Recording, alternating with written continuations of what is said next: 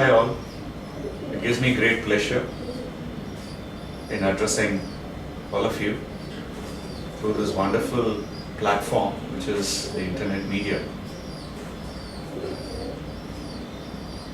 We are actually living in very fascinating times. If you really look at about 15 years back, 10, 15 years back, we never thought that we can just simply communicate with this world at practically no additional cost. So when you look at this complete lifestyle change that this internet media has brought in, it's wonderful. To the extent, today, we all know that the roles of almost each of us is changing at a very fundamental level. If you really look at, we used to approach our parents from a role wherein if we need to know the worldly information and affairs, worldly affairs, we generally used to go to our father. And if we need to know about our traditions, cultures, value systems, we used to approach our mother. But today, look at the whole aspect. Where do we go to when it comes to the worldly information? Our first thing is today Googling. So, if you look at even the roles of parents, the father's role in terms of giving the worldly information and knowledge is now slowly taken over by technology through various internet media platforms, service providers, with Google leading it, of course.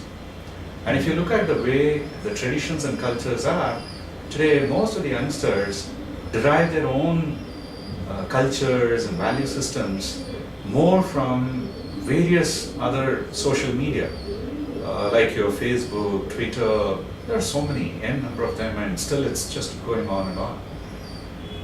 So primarily what we are looking at is this technology has changed the very aspect of how we look at life and how the technology has started influencing our lives. The information flow to every nook and corner of this world has become so rampant. And when I look back in terms of our own lives, how does this technology and the information flow impact us? Fundamentally, we have realized that the information revolution, which again started thanks to the technology revolution, is today causing another revolution which all of us, you and me, are going through today very silently. We may not have really acknowledged it, but I think the time has come for us all to take note of and acknowledge and do something about it, is what is called as aspirations revolution. All of us are part of this revolution, whichever part of the world that you live in. And certainly India, where I currently live. Aspirations has been there time immemorial, ever since the first human being came to earth. But today look at it. What is aspirations? From where does it evolve? Unless you have information about something, you don't even aspire for it. As we used to say in the past, ignorance is bliss. So we used to live in a state of bliss because fortunately we didn't have so much of information. Today we have loads of information, but then is it leading to confusion or better clarity? That's again one of the questions that we thought we had to really think about and come out with some solution. We also observed that though the technology has rampantly improved,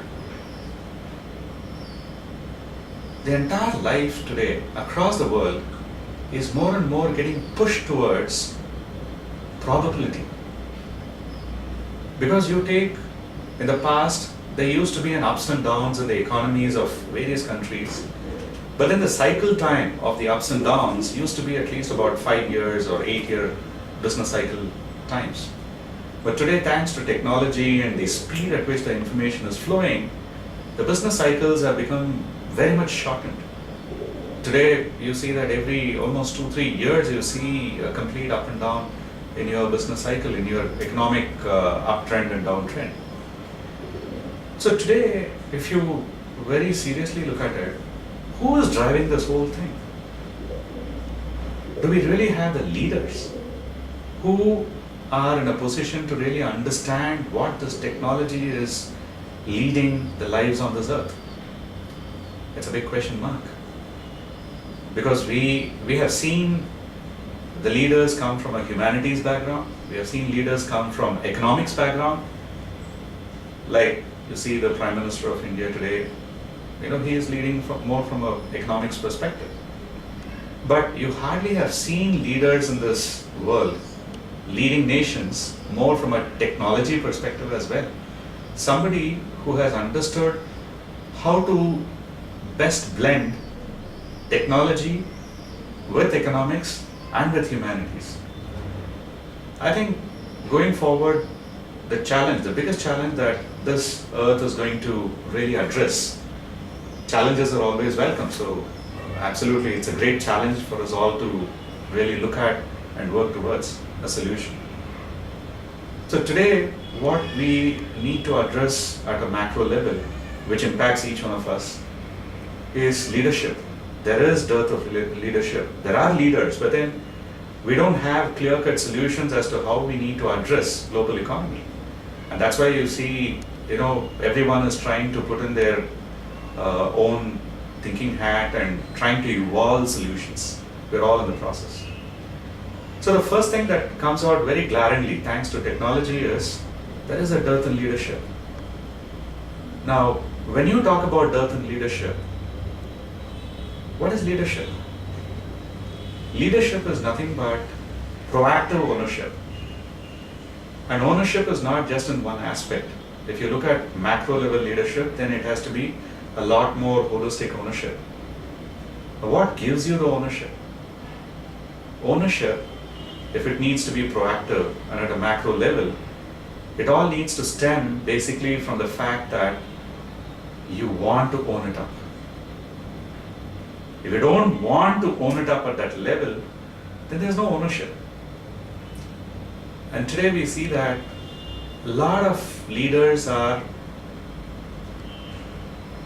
not occupying the position just because they were very passionate towards contribution in their seat of power. It just happens that the leaders get into that power. And in a lot of places you say that they even inherit the power. We do see it happen in many countries around the world, and definitely if you look at the political system, a lot of the political system today, including in India, there's a lot of inheritance theory that's happening when people take the power. It's not that I'm a politician trying to make some reforms in the politics. This is just a very easy example that I can give so that all of us know what's happening around. But this is not restricted to politics. In fact, politics is much better. This is happening everywhere. You take the business entities, obviously the inheritance theory is a lot more deeper than what you see in politics. So it's again nothing wrong about the inheritance theory itself, but then it depends on, is it also being along with the passion to operate ownership at a much deeper level. When we talk about leadership and ownership and operating from a deeper state, it all boils down to the confidence level of owning up what you want to own up.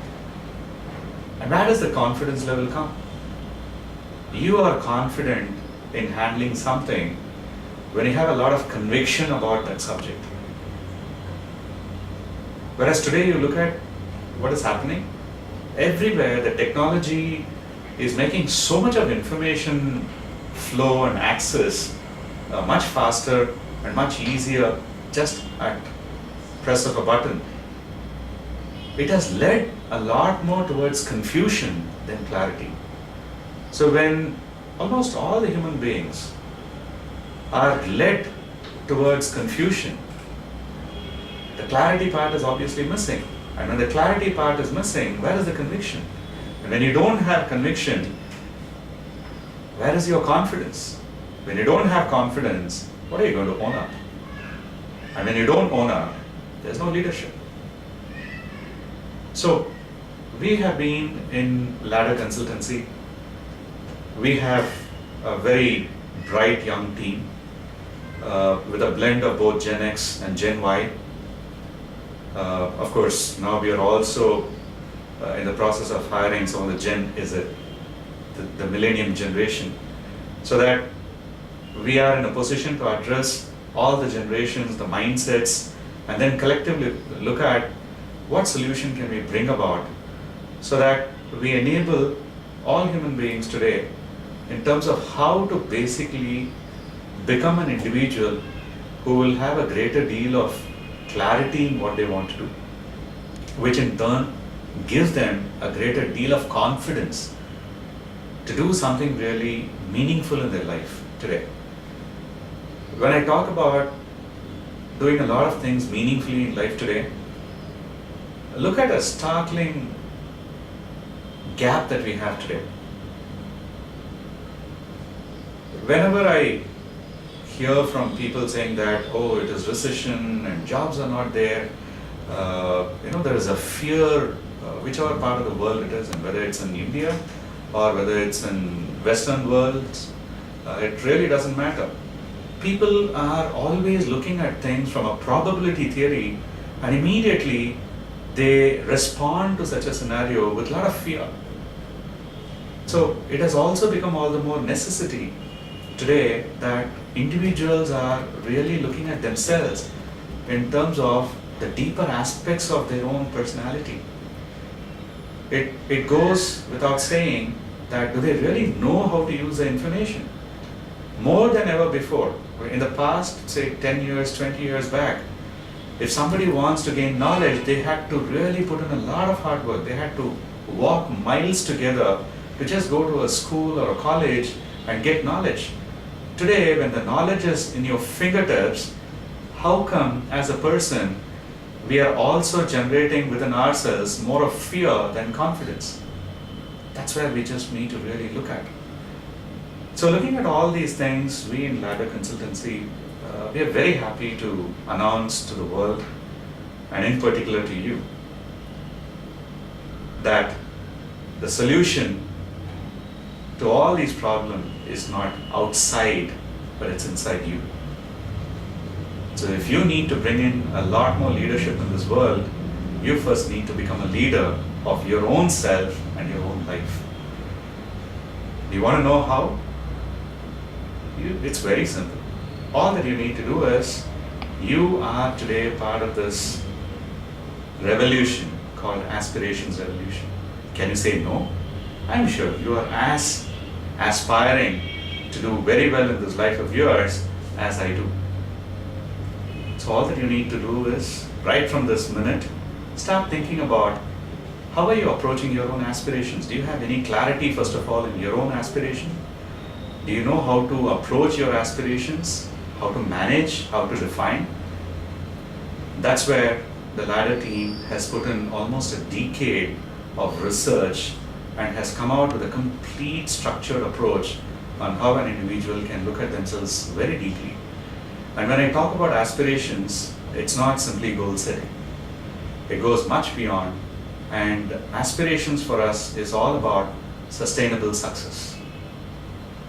I'm sure that with this, I would want to leave you with a lot of your own thought and introspection, starting from today, about your own aspirations. All the very best.